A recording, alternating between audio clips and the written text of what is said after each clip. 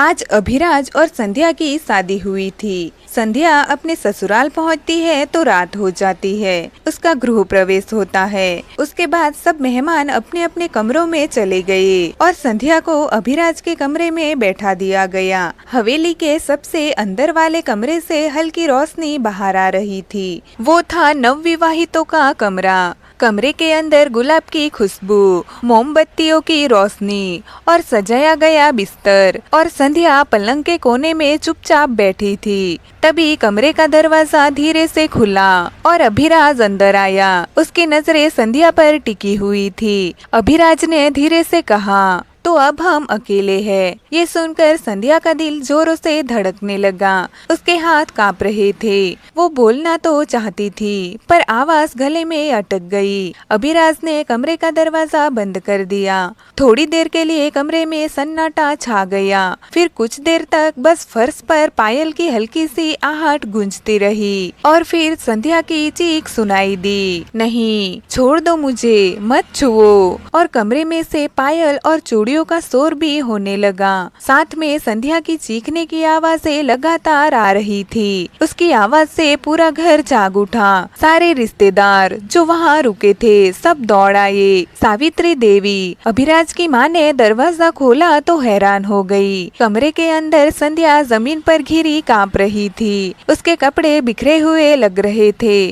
और उसकी आंखों में खौफ था। उसके होठों से बार बार सिर्फ एक ही शब्द निकल रहा था, बचाओ, मुझे बचाओ। ये देख सावित्री जी को बहुत दुख होता है। वो संध्या को संभालती है। अब सबकी नजर अभिराज पर गई। वो खामोश खड़ा था और उसके चेहरे पर कोई भाव देखा नहीं जा सकता था। ये देख सब रिश्तेदार बातें बनाने लगे। लगता है दुल्हा ही जबरदस्ती कर रहा था। पहली रात ही ये हाल कर दिया। क्या उसमें थोड़ा सा भी सब्र नहीं था? अपने बेटे के बारे में ऐसी बात सुन सावित्री देवी की आंखें भर आई। उन्होंने अपने ही बेटे की ओर शक की नजर से देखा और उन्हें अभिराज की शादी संध्या के साथ करवाने के लिए अफसोस होने लगा। दरअसल सावित्री देवी को संध्या पहली नजर में ही अपनी बहू के रूप में पसंद आ गई थी। लेकिन उनका बेटा अभिराज अभी शादी नहीं करना चाहता था। लेकिन सावित्री देवी ने उसकी कोई बात नहीं सुनी और अभिराज की शादी जबरदस्ती संध्या से करवा दी। सावित्री देवी सबको कमरे से बाहर भेज देती है। अब सभी लोग हवेली के आंगन में थे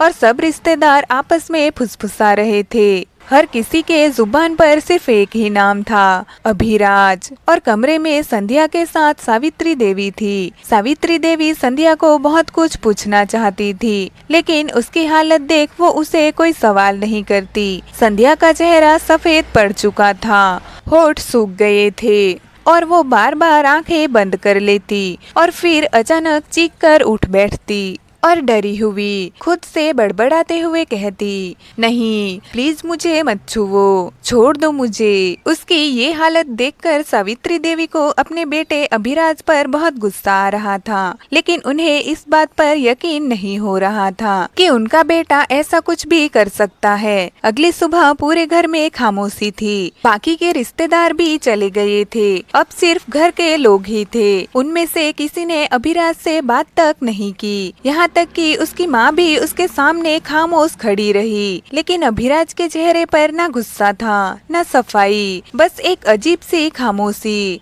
उसकी आंखें गहरी और बुझी हुई लग रही थी। पूरा दिन इसी तरह बीत गया और इस दौरान सावित्री देवी भी संध्या से कुछ बात नहीं कर पाई। वैसे भी वो बहुत ही चुप चुप रहती थी। रात को संध्या फिर से अभिराज के कमरे में थी। वो बिस्तर पर लेटी हुई थी पर नींद आंखों से कोसों दूर थी। इसी तरह लेटे लेटे उसे नींद आ जाती है। उसके कुछ ही समय बाद अभिराज कमरे में आया और अचानक हवा का झोंका आया और खिड़की से चांदनी कमरे में भर गई। उस रोशनी में संध्या का चेहरा साफ दिख रहा था। उसकी आंखें बंद थी लेकिन चेहरा ऐसे मरोड़ रहा था जैसे वो किसी पुराने दुस्वप्न से जूझ रही हो। अभिराज उसके पास जाता है। उसके कुछ ही देर बाद वापस संध्या के चिल्लाने की आवाज आने लगती है, मत छुओ मुझे, प्लीज छोड़ो। लेकिन आज कमरे में कोई नहीं आया क्योंकि अभिराज ने सबको मना कर दिया था। ये रात भी इसी तरह बीत गई। अगली सुबह हवेली की औरतें आपस में बातें कर रही थी। लगता है ये लड़की पागल है या फिर जानबूझकर ये कर रही है, पर इसकी हालत देखकर तो यही लगता है पहली रात को अभिराज ने कुछ किया है। वही दूसरी तरफ कमरे में संध्या खामोश बैठी रहती थी। वो किसी से ज्यादा बात नहीं करती थी। सबको लगता कि वो अभी नई है, इसीलिए ऐसी है,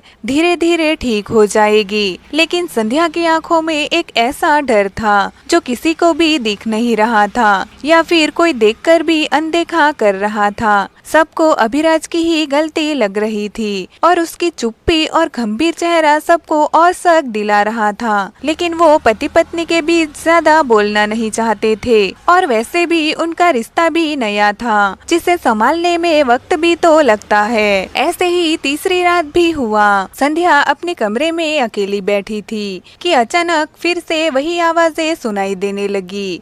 मत छुओ, प्लीज छोड़ो मुझे। उसकी तेज चलती सांसों की आवाज भी आ रही थी। तभी धीरे से दरवाजा खुला और अभिराज अंदर आया। संध्या नींद में ही चीख रही थी, नहीं मुझे मत छुओ। अभिराज ने शांत भाव से उसे देखा, फिर उसे नींद से जगाया।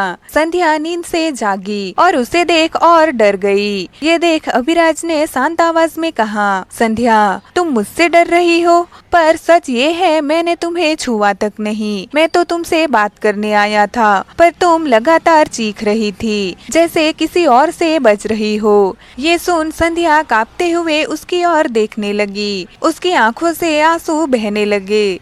धीरे धीरे संध्या ने बोलना शुरू किया।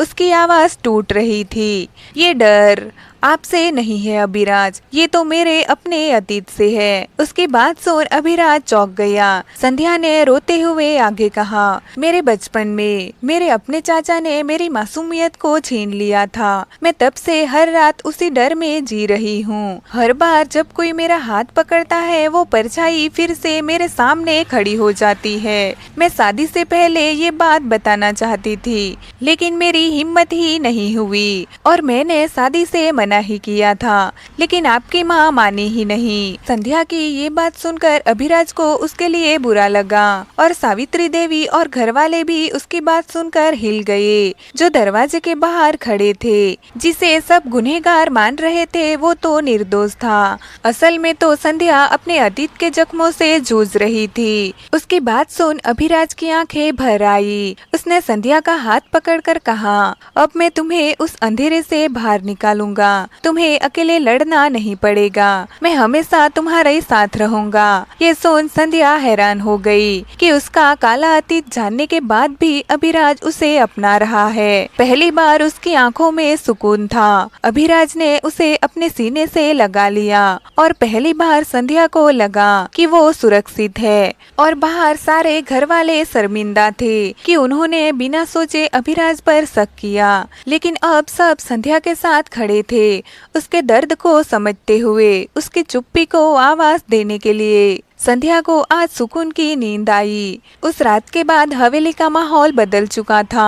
पहली बार सबने संध्या की आंखों के पीछे छुपे डर को देखा और उसके जख्मों को समझा। लेकिन सबसे ज्यादा बदल चुका था अभिराज। अब वो हर पल संध्या के साथ रहता, उसके डर को दबाने की बजाय धीरे धीरे उसे बाहर निकालने की कोशिश करता। लेकिन फिर भी ये आसान नहीं था। कई रातें ऐसी थी जब संध्या अचानक चीख कर उठ बैठती, उसकी सांसें तेज हो जाती और वो घबराकर कमरे के कोने में छिप जाती। और अभिराज हर बार उसे संभालता और उसे बस इतना कहता, मैं हूँ, डर मत। धीरे धीरे संध्या का दिल मानने लगा कि हर मर्द उसके चाचा जैसा नहीं होता। अभिराज अलग है, वो उसका सहारा, उसका हमदर्द है। एक शाम संध्या चुपचाप आंगन में बैठी थी। उसने अभिराज की ओर देखा और धीमी आवाज में कहा, मैं टूटी हुई हूँ, अधूरी हूँ, शायद तुम्हारे लायक नहीं। ये सुन अभिराज उसके पास आया और उसकी आंखों में देखते हुए बोला, तुम अधूरी हो सकती हो पर कमजोर नहीं। तुम्हारा हर जख्म तुम्हें और मजबूत बना रहा है। ये सुन उसकी आंखें भर आई। पहली बार उसने अपने आंसुओं को रोका नहीं। वो आंसू अब कमजोरी नहीं बल्कि उसकी ताकत बन चुके थे। ऐसे ही समय बीता।